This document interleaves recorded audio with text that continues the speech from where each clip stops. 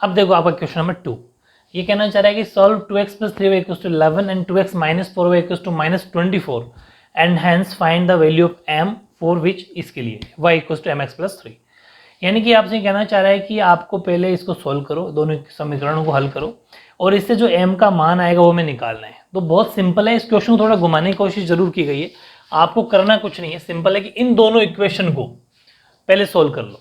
Solve करने से हमारे पास x और y की वैल्यू आ जाएगी, उस x और y की वैल्यू को इसके अंदर पुट कर दो तो हमारे पास जो भी x की वैल्यू है तो m की वैल्यू आ जाएगी। समझ पा रहे हो, जो x और y की वैल्यू आएगी उसमें रख देंगे तो हमारे पास m की वैल्यू आ जाएगी। ठीक है, चलो स्टार्ट करते हैं सोल्यूशन इसका। जैसे हमारे पास फर्स्ट इक्वेशन है 2x plus 3y equals to 11, ये पहला समीकरण है, कुछ भी कॉमन वॉमन नहीं जा रहा तो एज इट इज इसी को समीकरण 1 दे दो, इक्वेशन फर्स्ट। दूसरा है minus 2x minus 4y equals to minus का 24, हाँ सही। इसके अंदर अभी अपन 2 नहीं देंगे इसको, बिकॉज इसमें कुछ कॉमन जाने के चांसेस है।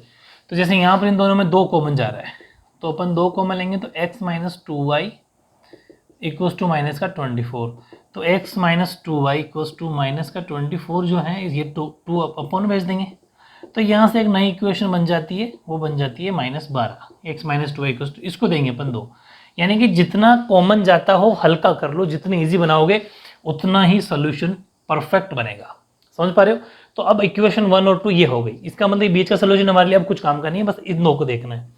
अब दूसरी बात हम क्या करते हैं कि x और y की वैल्यू निकालने के लिए अभी तक हमने क्या पढ़ा, अपने सब्स्टिट्यूशन मेथड पढ़ा था, प्रतिस्थापन विधि। ठीक है, तो वही अपन यहां पढ़ेंगे अकॉर्डिंग टू सब्स्टिट्यूशन मेथड, यानी कि प्रतिस्थापन विधि के अनुसार।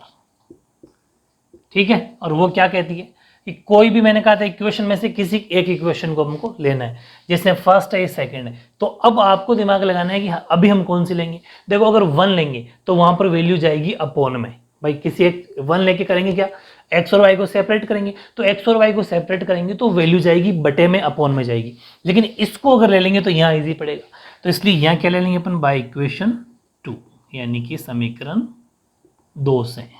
समझ में आ गई। 2 क्या कहता है, x minus 2y equals to minus 12 है, तो क्या करो x इक्वल्स टू 2y को उधर भेज दो, 2y हो जाएगा प्लस का और माइनस 12। समझ पा रहे हो, तो मतलब अपॉन का झंझट नहीं बनेगा, इजी पड़ जाएगा। इसको हम क्या देते थे, इक्वेशन 3। Very good. तो द वैल्यू ऑफ सोल्यूशन वही है, same to same substitution method. The value of equation 3 put in equation 1 में, क्यों, क्योंकि हम हमेशा बाकी के अंदर इक्वेशन 1 लेते थे, अभी अपने 2 लिया है, 2 लेंगे तो 1 में रखेंगे, 1 लेंगे तो 2 में रखेंगे, 3 की वैल्यू। ठीक है, यानी कि समीकरण जो 3 था, 3 का मान समीकरण 1 में रखने पर, ये जरूर ध्यान रखना। ठीक है, 1 में रखेंगे। चलो ये 1x की जगह हमें ये रखना, तो 1 क्या कहता है 2, इस x की जगह रखना है हमें 2y माइनस 12। ठीक है, 2y minus 12 plus 3y equals to 11। Perfect.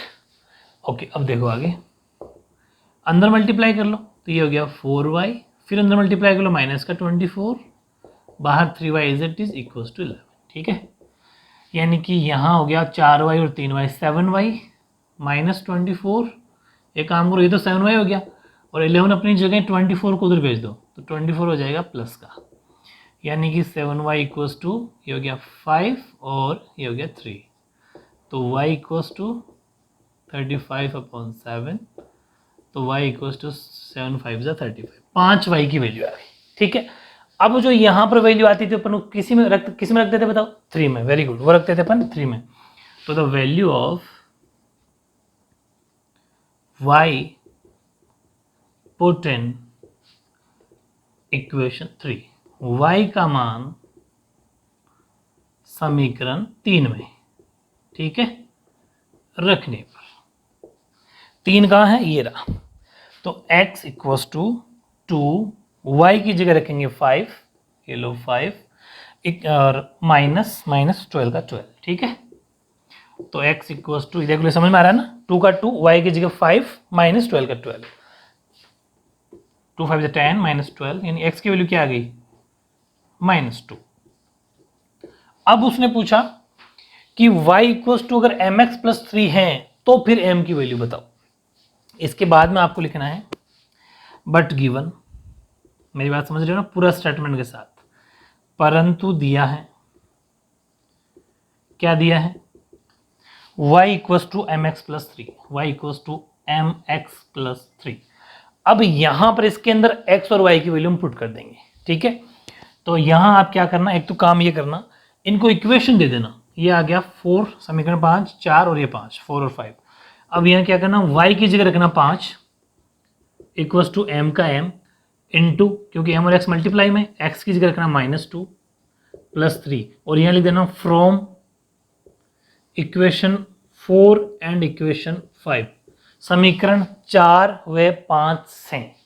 इसके बाद ऊपर देखना क्या बताया, नहीं दिख रहा हो तो यहाँ देखना 5 का 5 इक्वल्स टू, जब -2 को m से मल्टीप्लाई किया तो माइनस का 2m प्लस 3 का प्लस 3। अब 5 अपनी जगह, 3 को उधर ले आओ तो हो गया -3 इक्वल्स टू -2m। यहाँ बच गया 5 में 3 गया तो 2 इक्वल्स टू -2m, ठीक है। फिर क्या करना, ये 2 अपनी जगह, उस 2 को इसके नीचे भेज दो तो -2 नीचे आ जाएगा, इधर बचा m, इससे कट गया तो -1 वैल्यू आ गई m की। समझ पा रहे हो? तो ज़्यादा कॉम्प्लिकेटेड क्वेश्चन नहीं है, बट ध्यान ये रखना है कि सबसे पहले हमें x और y की वैल्यू निकालनी है, और x y वैल्यू की आप सब्स्टिट्यूशन मेथड से निकाल लो। थोड़े दिन में अपन पढ़ेंगे एलिमिनेशन मेथड, चाहे एलिमिनेशन मेथड से निकाल लो x और y की वैल्यू। क्यों, अभी तक पढ़ी नहीं इसलिए मैंने इस मेथड से करवाई। एलिमिनेशन सिखा दूंगा ना उस दिन, आप इसी क्वेश्चन को एलिमिनेशन से भी कर सकते हो, यानी कि विलोपन विधि बोलते हैं हिंदी में। एलिमिनेशन मेथड से करोगे तो भी सेम आंसर आएगा, कोई सी मेथड से कर लो सेम आंसर आएगा। क्रॉस मल्टीप्लिकेशन आपके हट गया, वज्रगुणन विधि, वरना उससे भी निकालते तो भी आंसर यही आता, ठीक है। तो ये वेरी इंपॉर्टेंट, आपका क्वेश्चन नंबर 2 कंप्लीट।